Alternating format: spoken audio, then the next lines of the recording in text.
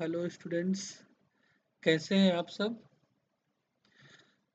जो बच्चे आज मैं बात करूंगा वो बात करूंगा डिस्कवरी ऑफ एटम्स। एटम की डिस्कवरी कैसे हुई और कौन कौन सी थ्योरीज आई, तो उन सबको हम एक इंक्रीजिंग ऑर्डर में अरेंज करेंगे। Yes guys.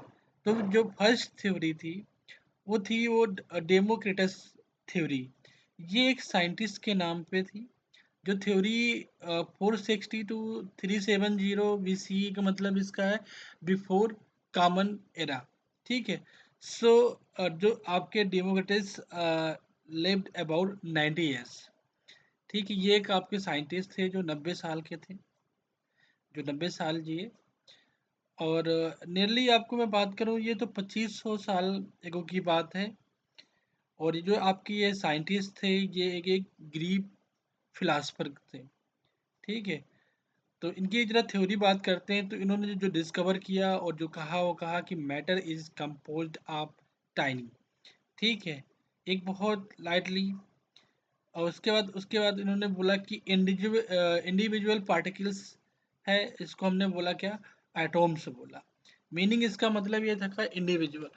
और इसके पीछे इनका कोई एक्सपेरिमेंटल एविडेंस नहीं था, बट जस्ट इनका एक क्या था, हाइपोथेटिकल मॉडल था।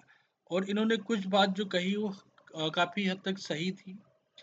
ठीक है, कि जो आपका एटम है वो पर्टिकुलर पार्टिकल्स से बना हुआ है या इंडिविजुअल पार्टिकल्स से मिलकर बना हुआ है। तो इनकी कुछ बातें सही थी। ठीक है। तो उसके बाद नेक्स्ट जो थ्योरी आई वो आई डाल्टन थ्योरी। ठीक है। तो डाल्टन थ्योरी थी 1803 में। जो साइंटिस्ट का नाम है जॉन डाल्टन। ये एक इंग्लिश केमिस्ट थे। ठीक है।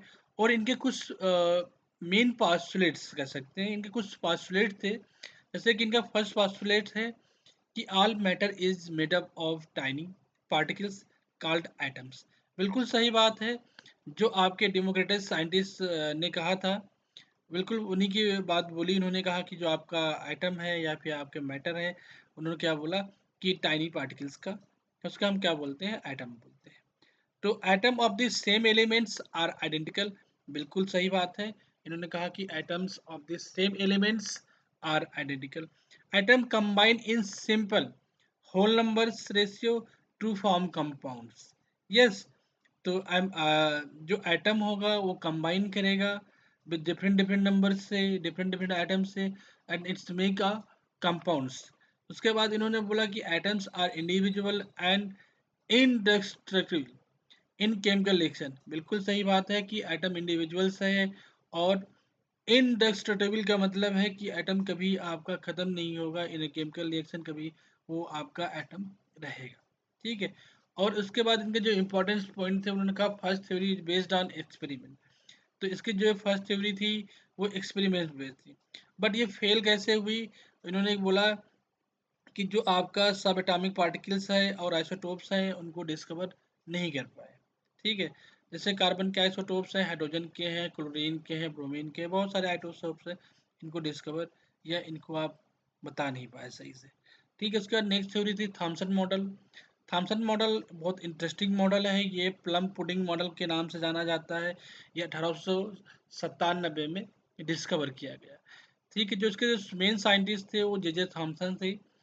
तो इनका जो डिस्कवरी ऑफ इलेक्ट्रॉन, इन्होंने एक आपका कैथोरेज एक्सपेरिमेंट किया। ठीक है।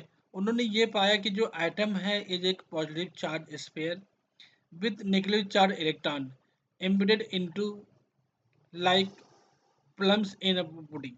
मतलब जैसे आपने देखा होगा कि जो तरबूज होता है, तो तरबूज में जो सीड्स होते हैं और जो आपका रेड पार्ट होता है, तो उस टाइप में इन्होंने कुछ डिस्कवरी करी। उन्होंने कहा कि जो स्पेयर है वो पॉजिटिव चार्ज है। ठीक है। और उसमें कुछ इलेक्ट्रॉन्स हैं जो नेगेटिवली चार्ज है, वो कहाँ है, अंदर धसे हुए हैं। ठीक है। तो इनका भी मॉडल थोड़ा ठीक ठाक था। बट इन्होंने ये नहीं बता पाया कि इलेक्ट्रॉन कहाँ पे रिवॉल्व करता है, क्या सेल है, बहुत सारी चीज़ें हैं। तो इसके अलावा इन्होंने जो मेन ड्राबैक था, could not explain atomic nucleus और अल्फा स्कैटरिंग। तो इन दोनों चीज़ों को इन्होंने एक्सप्लेन नहीं कर पाया, इस वजह से थ्योरी फेल हो गई। तो जो नेक्स्ट थ्योरी आई वो रदरफोर्ड न्यूक्लियर मॉडल, ये 1911 में आई। ये काफ़ी इंटरेस्टिंग थ्योरी है, इस पे बहुत सारे आपके एविडेंस मिल जाते हैं। एक आपका एक्सपेरिमेंट बेस्ड डिस्कवरी थी, जिसमें इन्होंने क्या किया, गोल्ड की फॉइल पे एक्सपेरिमेंट किया था, जिसमें अल्फा पार्टिकल्स का इन्होंने बम्बार्डमेंट किया था। ठीक है, तो इनके जो इन्होंने क्या डिस्कवर किया, क्या पाया, क्या रिजल्ट्स आए, तो इन्होंने सिंपल ये बोला कि एटम जो है, एटम में हैज अ स्मॉल, ठीक है, डेंस पॉजिटिव चार्ज न्यूक्लियस। और इन्होंने बोला कि जो इलेक्ट्रॉन्स है रिवॉल्व अराउंड द न्यूक्लियस, जो इलेक्ट्रॉन है न्यूक्लियस के अराउंड रिवॉल्व करता है। ठीक है, most of the atom is empty space, बाकी रिमेनिंग जैसे मोस्ट ऑफ द एटम की बात कर रहा, तो जैसे एटम में बहुत सारा स्पेस ऐसा जो है वहाँ पर एम्प्टी है।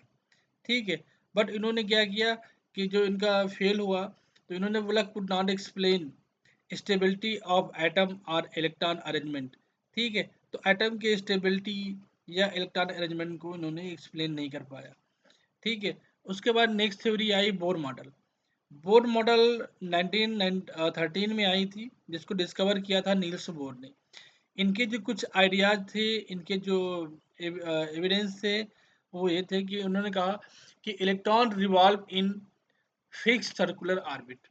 ठीक है, जिस ऑर्बिट्स में इलेक्ट्रॉन रिवॉल्व कर रहा है उसको हम सेल्स बोलते हैं, या हम एनर्जी लेवल्स कहते हैं। ठीक है, हर एक पर्टिकुलर में या पर्टिकुलर एनर्जी लेवल में ही इलेक्ट्रॉन रिवॉल्व करेगा। ठीक है, और इन्होंने ये भी कहा कि एनर्जी एब्जॉर्ब और emit when electron jumps between orbit. इन्होंने कहा एक ऑर्बिट से दूसरे ऑर्बिट में इलेक्ट्रॉन जंप करेगा या फिर मूव करेगा, तो एनर्जी एब्जॉर्ब करेगा या फिर एनर्जी इमिट करेगा। एनर्जी एब्जॉर्ब कब करेगा, एनर्जी इमिट कब करेगा, जैसे इलेक्ट्रॉन ग्राउंड लेवल से एक्साइटेड लेवल में जाएगा तो उसके केस में एनर्जी को एब्जॉर्ब करेगा। और वाइल रिटर्निंग इलेक्ट्रॉन, जैसे हायर स्टेट से या एक्साइटेड स्टेट से इलेक्ट्रॉन ग्राउंड स्टेट में आएगा या लोअर लेवल में आएगा, उस केस में क्या करेगा, एनर्जी इमिट करेगा। ठीक है, तो इनकी थ्योरी काफ़ी हद तक अच्छी थी, काफ़ी बहुत अच्छी थी, बहुत एडवांस थ्योरी थी। ठीक है, और इन्होंने सिर्फ क्या किया कि जो हाइड्रोजन एटम था उस पे इन्होंने डिस्कवरी की। इसके अलावा इसलिए ये फेल हुई क्योंकि जो मल्टी इलेक्ट्रॉन सिस्टम था, मल्टी इलेक्ट्रॉन एटम्स थे, उन पे ये थ्योरी इन्होंने अप्लाई नहीं किया, उसकी वजह से ये क्या हुआ, फेल हो गई। ठीक है, उसके बाद जो एडवांस और रिसेंट जो थ्योरी है, क्वांटम मैकेनिकल मॉडल है 1926 में। ठीक है, इसमें जो 3 साइंटिस्ट थे उन्होंने अपना अपना कॉन्सेप्ट दिए, अपने अपने आइडियाज दिए, अपने अपने एविडेंस दिए। तो जो फर्स्ट साइंटिस्ट थे वो श्रोडिंगर, हाइजेनबर्ग, डी ब्रॉगली, ये 3 साइंटिस्ट से मिलकर ये क्वांटम मैकेनिकल मॉडल बना। ठीक है, जिनके जो कॉन्सेप्ट थे, उन्होंने कहा कि electron have wave particle duality nature, मतलब इलेक्ट्रॉन जो आपका है वो डुअल नेचर का है, particle nature as well as wave nature.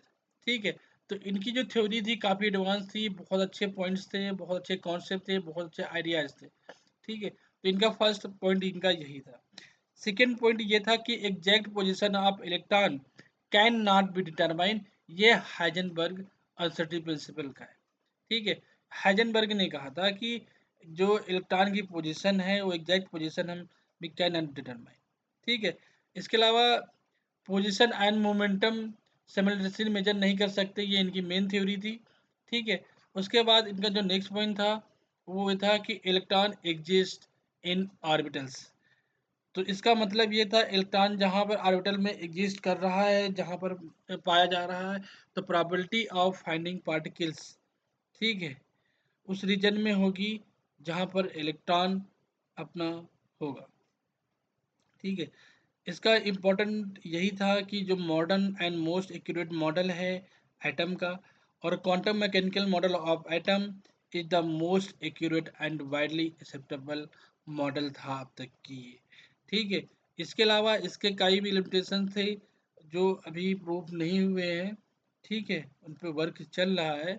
इसके अलावा मैं आपसे बात करूंगा नेक्स्ट वीडियो में कि जो इसका बोर मॉडल है उसको हम एक जो एक्चुअल में एलिब्रेट करेंगे, कैसे कैसे इलेक्ट्रॉन वहाँ पर रिवॉल्व कर रहा था। तो रिवॉल्विंग इलेक्ट्रॉन अगर मान लो रिवॉल्व करेगा तो अपनी एनर्जी को फॉल करेगा, जब एनर्जी फॉल करेगा तो एक ऐसा स्टेज आएगा, ऐसा समय आएगा इलेक्ट्रॉन की आपका लोअर लेवल में आ जाएगा। तो ऐसे कुछ बात है, कुछ इंटरेस्टिंग पॉइंट है, वो हम आपको नेक्स्ट वीडियो में डिस्कवर करेंगे, या कुछ नेक्स्ट वीडियो में हम डिस्क्राइब करेंगे। तो आप अब तक के लिए बच्चे thank you class, bye bye class, take